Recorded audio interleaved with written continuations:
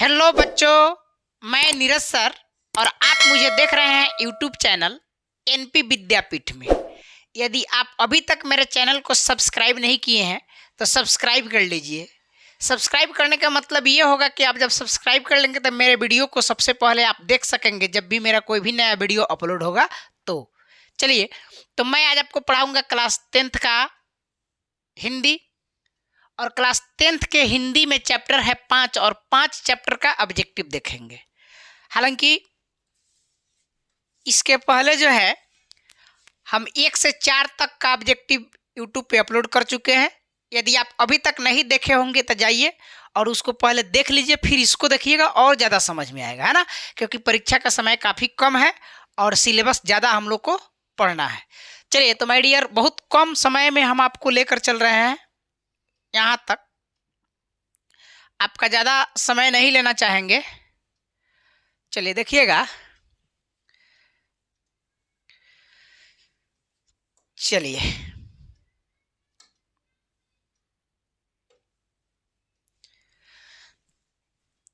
देखिए my dear, chapter है 5, नागरी लिपि। कौन चैप्टर है? तो 5, इसका नाम है नागरी लिपि। चलिए, तो ज़्यादा समय नहीं लेते हुए इस चैप्टर को हम लोग सीधे एक्सप्लेन करते जाते हैं ना। देखिएगा, सबसे पहला प्रश्न आपके सामने है कि गुणाकर मूले ने मिडिल स्तर की पढ़ाई किस भाषा में की? किस भाषा में की? तो मराठी में की। ठीक है।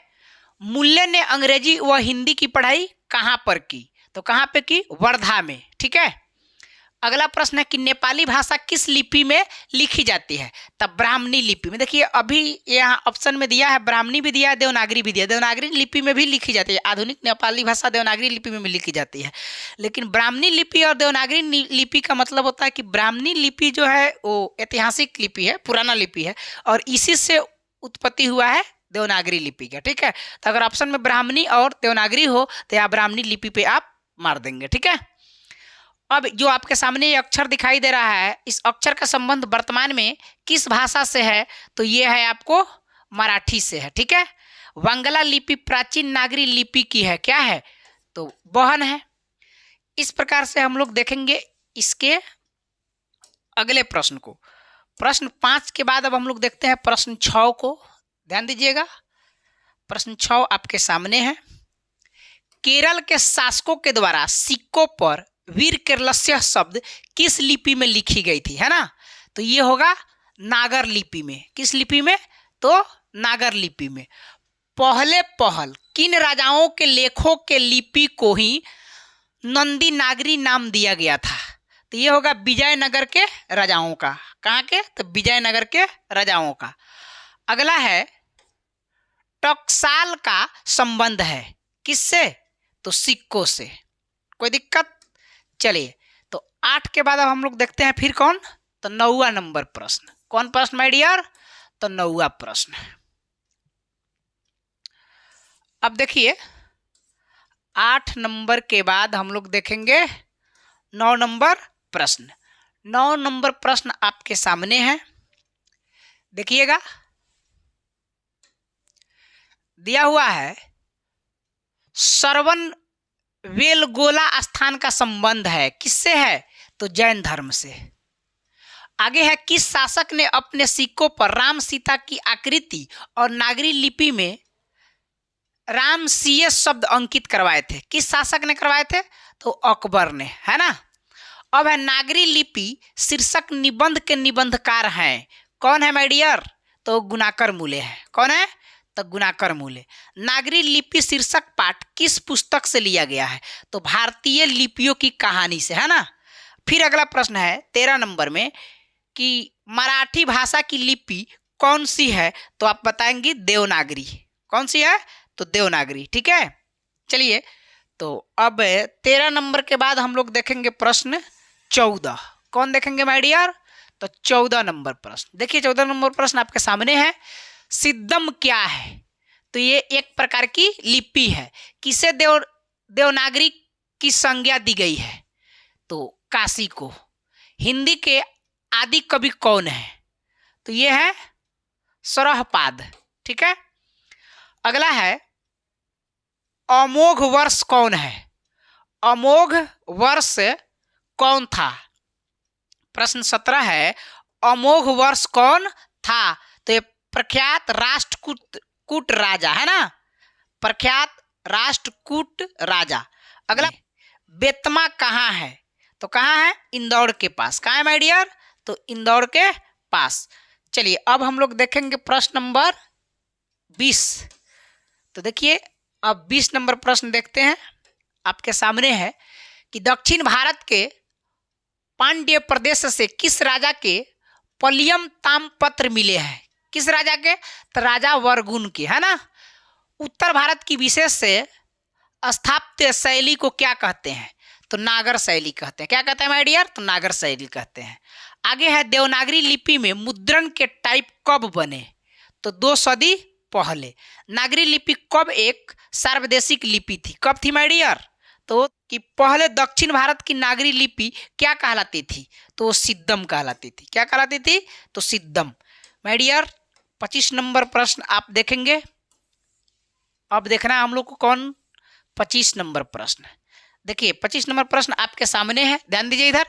गुणाकर मूल्य का जन्म कब हुआ? तो 1935 ईस्वी में। गुणाकर मूल्य का जन्म कहाँ हुआ था?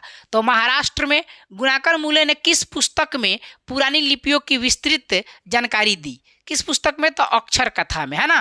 फिर है विजयनगर के राजाओं के लेखों की लिपि को क्या नाम दिया?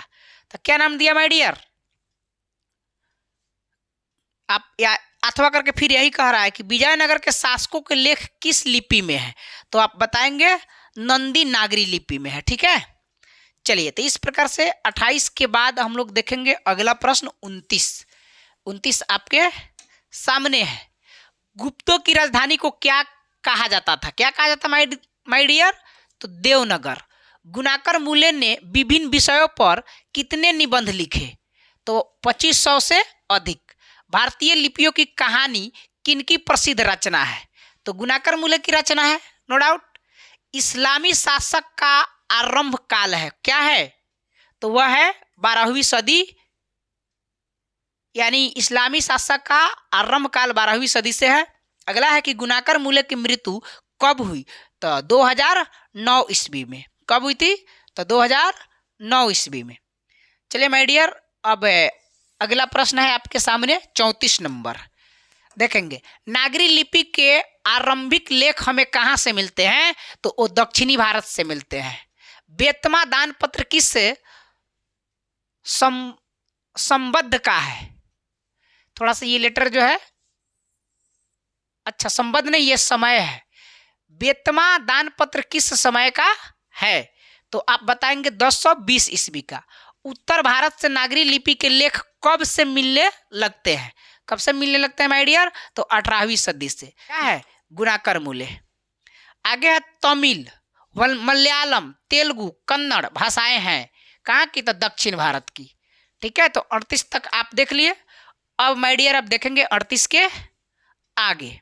देखिएगा थोड़ा सा फास्ट हम लोग को चलना है क्योंकि समय कम है। 39 है रामायण की रचना किस भाषा में है? तो किस भाषा में है? तो संस्कृत में है। किस भाषा में है माय डियर? तो संस्कृत में। देखते हैं 39 के बाद अगले प्रश्न को। अगला प्रश्न आपके सामने है। नागरी लिपि शीर्षक पाठ साहित्य की कौन विधा है? बताइए। तो ये निबंध है ना। दक्षिण भारत की नागरी लिपि क्या कहलाती है? तो नंदी नागरी कहलाती है। क्या कहलाती है? तो नंदी नागरी। 10वीं 11वीं सदी की किस रचना ने भारत यूरोप के बीच व्यापार संबंध के बारे में बताया गया है? तो क्या बताया गया है? पद्मावत। क्या बताया गया? तो पद्मावत। दक्षिण भारत में द्रविड़ भाषा परिवार की कौन सी भाषा सबसे अधिक प्राचीन है? तो कौन सी भाषा सबसे अधिक प्राचीन है माय डियर? तो तमिल है। ईसा की 14वीं 15वीं सदी में विजयनगर के शासकों ने अपने लेखों की लिपि को कहा। क्या कहा माय डियर? अगला प्रश्न यानी 44 नंबर। क्या कहा? तो कहा नंदी नागरी। दोहा कोश किसकी रचना है? यहाँ होनी चाहिए। दोहा कोश किसकी रचना है? तो सरहपाद की। नेवारी भाषाएं किस लिपि में लिखी जाती है? तो देवनागरी में सूर्य नामक पुस्तक किनकी रचना है? तो ये गुणाकर मूल्य की। हिंदी भाषा की लिपि क्या है? तो देवनागरी है ना। हिंदी भाषा की लिपि क्या है? तो देवनागरी है। चलिए अब देखेंगे हम लोग इसके अगले प्रश्न को। अगला प्रश्न आपके सामने है। तो प्रश्न आपके पास दिखाई दे रहा है कि परमार शासक भोज कहाँ के रहने वाले थे? कहाँ के रहने वाले थे? तो धारा नगरी के। कहाँ के? तो धारा नगरी के। चलिए इस प्रकार से अब हम लोग अगले वीडियो में देखेंगे चैप्टर 6 जिसका नाम है बहादुर। तो आप इस वीडियो को बेहतर तरीका से देख लिए होंगे तो अपने मित्रों के पास भी शेयर कर दीजिए क्योंकि उनको भी थोड़ा मदद मिल जाए। मिलते हैं फिर हम लोग अगले वीडियो में, तब तक के लिए धन्यवाद।